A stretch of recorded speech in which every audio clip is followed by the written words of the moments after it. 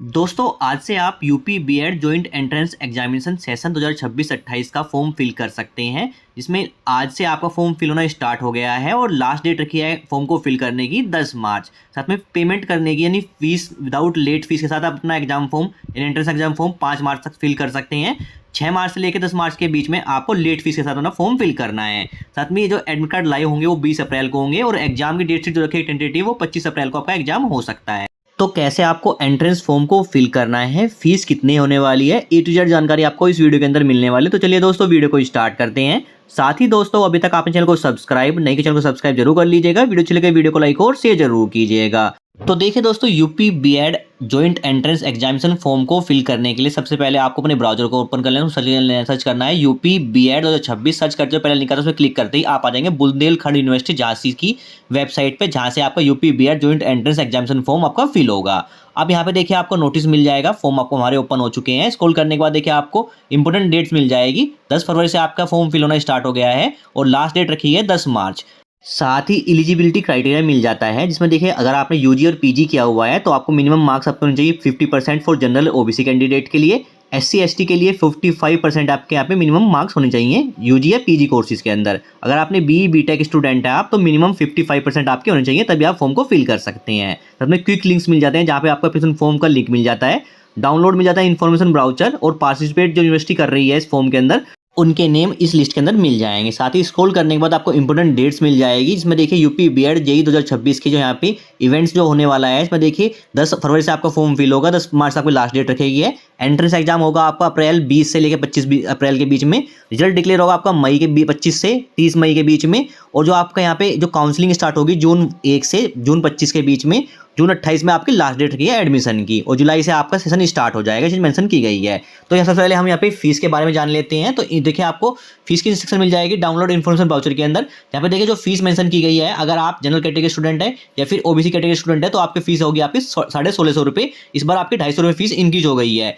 बात करते हैं अगर आप एससी एसटी स्टूडेंट है तो आपको फीस पे करनी होगी 850 रुपये। अगर आप अदर स्टेट के स्टूडेंट है, यूपी स्टेट के स्टूडेंट नहीं है, तो आपको फीस रहेगी आपकी 1650 रुपये ही रहेगी। जनरल कैटेगरी के अंदर आप फॉर्म फिल करेंगे। अगर आप लेट फीस के साथ जो आपको फीस पे करनी है, यानी 6 मार्च के बाद आप फीस पे करते हैं 10 मार्च के बीच तक, तो आपको फीस रहेगी general category OBC category student के लिए 2000 रुपये रहने वाली है। एससी एसटी के लिए आपका 1000 रुपये रहेगी, और जो अन्य स्टेट के स्टूडेंट है उन्हें 2000 रुपये आपको फीस पे करनी होगी। तो अब बात करते हैं कैसे आपको एप्लीकेशन फॉर्म को फिल करने। इसके लिए हम बैक आते हैं, ऑप्शन जो भी मिलता है एप्लीकेशन फॉर्म लिंक, उसमें क्लिक करते हैं। क्लिक करते ही हम मेन पेज पर जाएंगे, जहां से आप अपना एप्लीकेशन फॉर्म को फिल करेंगे। यहाँ पे आपको इंपोर्टेंट डेट्स मिल जाएगी। साथ ही आपको यहाँ पे यूपी बीएड के एंट्रेंस एग्जाम फॉर्म को फिल करने के लिए आपको click here for new registration का ऑप्शन मिलता है और क्लिक हियर फॉर लॉगिन का ऑप्शन मिलता है। तो सबसे पहले आपको यहाँ पे रजिस्ट्रेशन करना होता है, तो पहले ऑप्शन पे आपको क्लिक करना है। क्लिक करते ही आपके सामने इंस्ट्रक्शन शो हो जाए। इसमें देखिए आपको इंपोर्टेंट डेट्स, फीस की डिटेल्स देखने को मिल जाती है और जनरल इंस्ट्रक्शन देखने को मिल जाता है। तो यहाँ पे आपको स्क्रॉल डाउन जाने के बाद आएगी सामने चेक ऑप्शन क्लिक करना और फिर सबमिट ऑप्शन क्लिक कर लेना है। क्लिक करते ही प्राइवेसी नोटिस आपके सामने शो करेगा, उसको आपको यहाँ पे रीड कर लेना है और फिर क्लोज उसमें क्लिक करना है। क्लोज करते ही देखिए आपकी पर्सनल डिटेल के लिए आपको फॉर्म यहाँ पे ओपन हो जाएगा। अब यहाँ पे सबसे पहले आपको रजिस्ट्रेशन फॉर्म को फिल करना होता है। इसमें देखिए आपको अपनी डिटेल फिल करनी है, और जो डिटेल फिल करेंगे वो अपनी 10th के बेस पे आपको डिटेल फिल करेंगे। सबसे पहले आपको अपना स्टूडेंट का नेम फिल कर लेना है, फुल नेम कंफर्म कर लेना है नेम। इसके बाद फादर्स का नेम फिल कर लेना है, कंफर्म कर लेना है फादर्स का नेम। मदर्स का नेम फिल कर लेना है, कंफर्म कर लेना है मदर्स का नेम। साथ में आपको अपनी डेट ऑफ बर्थ फिल कर लेनी है, इसके बाद कंफर्म कर लेना डेट ऑफ बर्थ। इसके बाद आपको अपना ईमेल एड्रेस फिल कर लेना है, कंफर्म कर लेना है ईमेल एड्रेस। इसके बाद आपको अपना वर्किंग मोबाइल नंबर फिल कर लेना है और फिर कंफर्म कर लेना मोबाइल नंबर, और फिर जनरेट ओटीपी का उसमें क्लिक करना है। क्लिक करते ही नेक्स्ट स्टेप में आपको रेड कैप्चा फिल करना है, सबमिट करना है। इसके बाद देखिए आपके मोबाइल और ईमेल पे एक ओटीपी सेंड किया जाएगा, तो कोई भी ईमेल का ओटीपी ले सकते हैं या फिर मोबाइल का ओटीपी यहाँ पे फिल कीजिएगा और फिर वैलिडेट कीजिएगा ओटीपी को। इसके बाद राइट कैप्चा फिल करके रजिस्टर के ऑप्शन पे क्लिक करना है। रजिस्टर के ऑप्शन क्लिक करते ही हमारा रजिस्ट्रेशन प्रोसेस कंप्लीट हो जाएगा और आपके सामने एप्लीकेशन डिटेल्स हो जाएगी। इसमें देखिए आपका रजिस्ट्रेशन नंबर मेंशन होता है, आपकी डिटेल मेंशन होती है। साथ ही आपके मोबाइल पे और ईमेल पे आपका रजिस्ट्रेशन नंबर सेंड किया जाता है बाय एसएमएस और ईमेल के थ्रू, और उसमें आपका पासवर्ड भी होता है, जिससे आप दोबारा लॉगिन करके भी अपना फॉर्म को फिल कर सकते हैं। अब यहाँ पे आपको देखिए ऑप्शन मिलता है click here to edit application, इस उसने क्लिक करना है। क्लिक करते देखिए हम नेक्स्ट स्टेप पर जाते हैं, जहाँ पे देखिए आप अपनी जो पर्सनल डिटेल्स को यहाँ पे एडिट कर सकते हैं। देखिए आपका name, father's name, mother's name, date of birth पहले से फिल रहेगा, जिसको आप एडिट नहीं कर सकते। अब यहाँ पे आपको अपना जेंडर सेलेक्ट कर लेना है। इसके बाद मैरिटल स्टेटस क्या है आपका, मैरिड अनमैरिड है, वो सिलेक्ट कर लीजिएगा। स्पाउस नेम है, अगर आप मैरिड है तो स्पाउस नेम ले सकते हैं। इसके बाद नेशनलिटी आपको इंडियन सेलेक्ट कर लेनी है।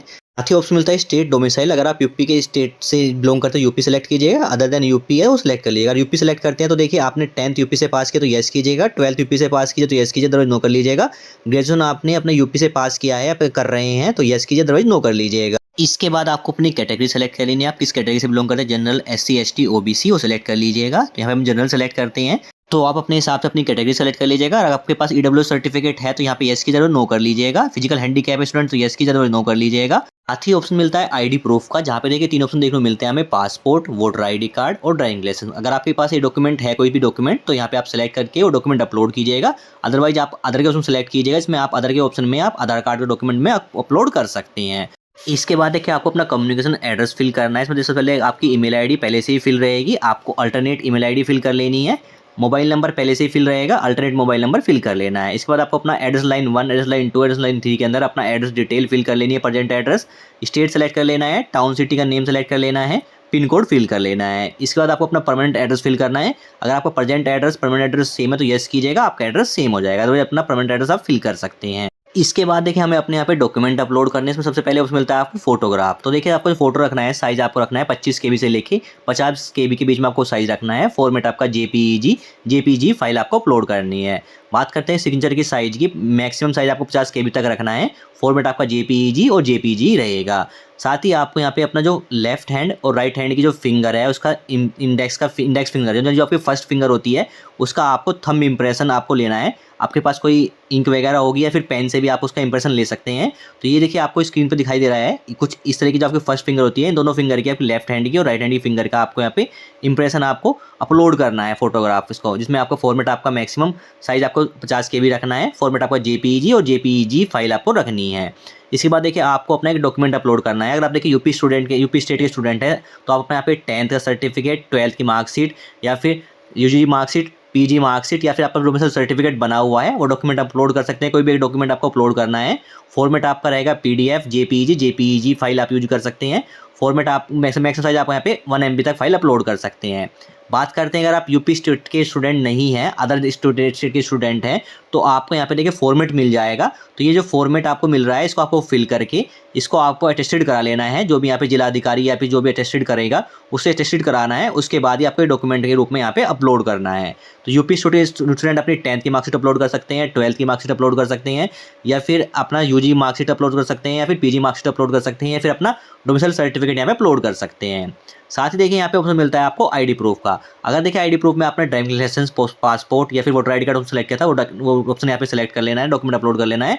अदर ऑप्शन सेलेक्ट किया था तो यहाँ पे अपना आधार कार्ड अपलोड कर सकते हैं। इसमें देखिए मैक्सिमम साइज आपको 50 KB तक करना है फाइल का। फॉर्मेट आपका जेपीजी फाइल आपको अपलोड करनी है। तो यहाँ पे आपको चूज फाइल को क्लिक करके फाइल को सिलेक्ट करके अपलोड कर लेना है सारे डॉक्यूमेंट को और फिर सेव एंड कंटिन्यू क्लिक करना है।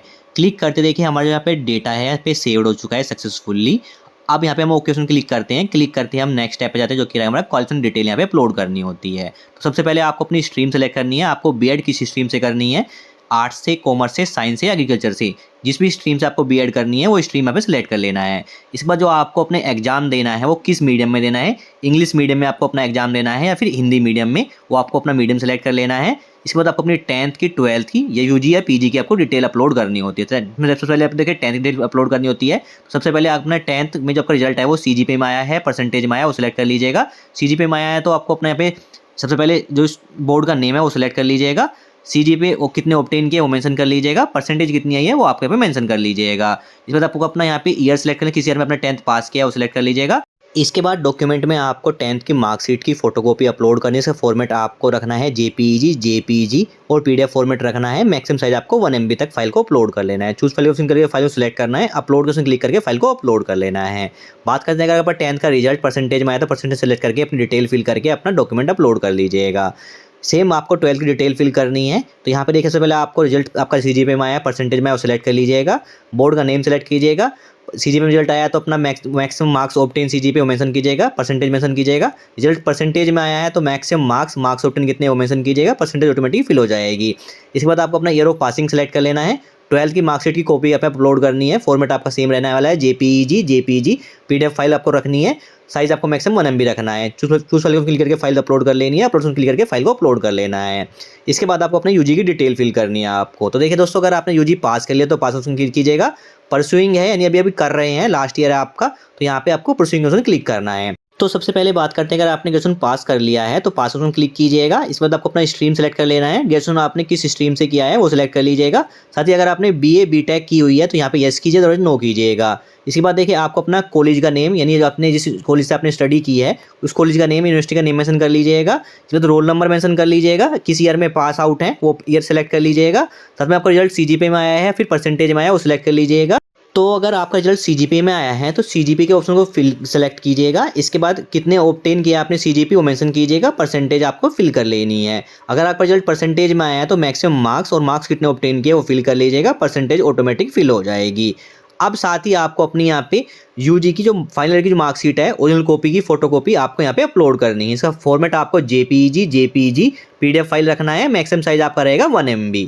बात करते हैं पास, अगर आपके पास ओरिजिनल जो फाइनल ईयर की मार्कशीट नहीं है तो जो आपके पास इंटरनेट की कॉपी है आपकी फाइनल ईयर की, उस पर आपको जो आपके प्रिंसिपल है आपके कॉलेज के यूनिवर्सिटी के, उसके आपको उस पर सिग्नेचर और स्टैम्प करा लेनी है। उसको आप यहाँ पे अपलोड कर सकते हैं इन केस आपके पास फाइनल की मार्कशीट नहीं है तो यहाँ पे चूज फाइल क्लिक करके आपको फाइल अपलोड कर लेनी है।